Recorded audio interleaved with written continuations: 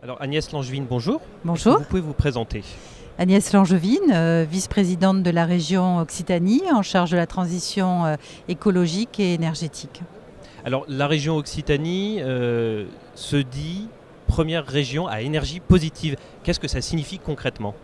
Alors la présidente de la région, Carole Delga, a une ambition forte, celle d'inscrire les territoires, nos territoires, sur une trajectoire de région à énergie positive sur les deux jambes de la transition, que sont la réduction des consommations d'énergie et le développement des énergies renouvelables pour couvrir l'ensemble de notre consommation d'énergie par de la production d'énergie renouvelable produite ici en Occitanie. Pour bien mesurer finalement les marches que nous avons à gravir pour atteindre cet objectif, nous avons avec plus d'une centaine d'experts de l'associatif jusqu'au bureau d'études, ingénieurs et énergéticiens, élaboré une feuille de route qui nous dit en gros qu'il va falloir réduire de 40% la facture énergétique de la région dans un contexte, vous le savez, de forte pression démographique puisque nous accueillons chaque année 50 000 nouveaux habitants et nous devrons multiplier par 3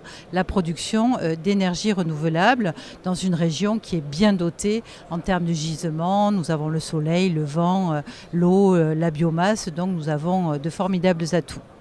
Alors à l'heure justement où les États, l'Union européenne peinent parfois à agir efficacement contre le réchauffement climatique et pour la transition énergétique, est-ce que les collectivités locales et notamment les régions ont une responsabilité dans ce domaine? Moi, je suis convaincue qu'il n'y aura pas de transition écologique sans les territoires et sans les citoyens. Il y a des questions, bien sûr, d'appropriation. Il nous faut maintenant accélérer cette transition et donc faire en sorte que les projets soient de plus en plus nombreux et qu'ils aboutissent. Donc, nous avons besoin d'innovation, de solutions, mais aussi de mobilisation de l'ensemble des acteurs. Et effectivement, la région me semble être le bon échelon pour articuler tous ces volets finalement de la transition, de sa relation avec les territoires, sur le volet formation aussi c'est très important, sur la dynamique d'innovation et enfin parce que les régions ont cette compétence de chef de file en termes d'air, d'énergie et de climat. Donc nous avons vraiment tous les leviers pour pouvoir embarquer tout le monde dans cette transition. Alors, est-ce que ce projet de région à énergie positive s'inspire du scénario Négawatt qui vise à réduire drastiquement les consommations énergétiques et à s'appuyer aussi sur les énergies renouvelables pour sortir des énergies carbonées? Oui, nous nous sommes fortement inspirés du scénario Négawatt, mais les hypothèses que nous avons finalement prises en considération pour notre trajectoire sont des hypothèses vraiment régionales. Ce n'est pas la déclinaison d'un scénario national. Nous voulions être au plus près et être réalistes finalement par rapport aux spécificités régionales.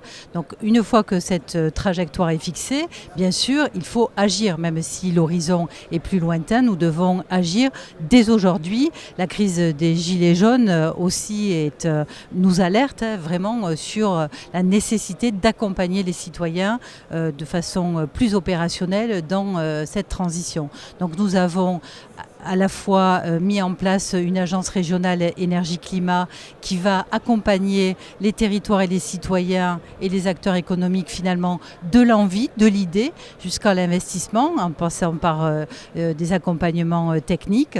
Nous avons des appels à projets en partenariat avec l'ADEME, que ce soit sur l'autoconsommation, sur l'économie circulaire, sur le bâtiment no watt, c'est-à-dire avoir des rénovations ou des constructions exemplaires. Nous avons un dispositif d'éco-chèque pour accompagner les particuliers dans la rénovation de leur logement. Nous, bien sûr, nous sommes aux côtés de tous nos partenaires sur les territoires et nous avons aussi un appel à projet auquel je tiens beaucoup qui est l'appel à projet énergie d'énergie participative et citoyenne et qui permet d'être aux côtés des collectifs citoyens pour déployer leurs propres solutions et leurs projets d'énergie renouvelable sur leur territoire. Donc là, on parle de projets citoyens d'énergie renouvelable, c'est-à-dire ce sont des projets de parcs éoliens ou photovoltaïques ou autres qui sont portés par des particuliers qui s'associent parfois avec des mairies, des collectivités, des communes pour porter donc, ces projets-là.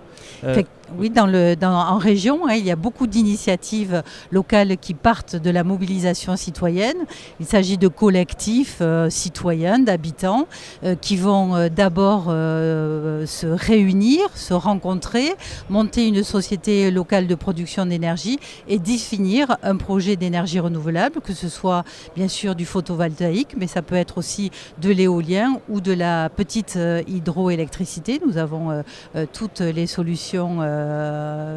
ces solutions-là qui sont portées par des collectifs citoyens, parfois effectivement en partenariat avec les collectivités. Donc la région les accompagne dans la structuration juridique et financière de la société de production. On les accompagne dans les études de faisabilité pour dimensionner le projet et puis asseoir aussi un modèle économique. Et enfin, nous venons bonifier finalement l'engagement citoyen. À chaque euro investi par le citoyen, nous venons abonder d'1 euro régional pour que le projet puisse voir le jour au niveau des investissements. Très bien, donc la transition se fera aussi avec les citoyens. Merci Agnès Langevin. Merci à vous.